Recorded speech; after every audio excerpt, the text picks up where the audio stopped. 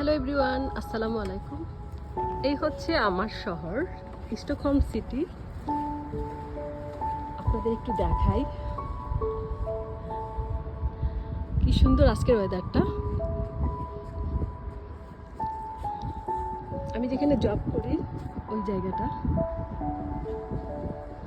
এত হাওয়া দিচ্ছে, আর এখানে যারা বেড়াতে আসে, আমি যেই স্ক্যানটিকে জব করি এখানে আমি একটুখানি আসলাম ছাদের উপরে কাজের ফাঁকে আপনাদেরকে একটু দেখানোর জন্য চারপাশটা।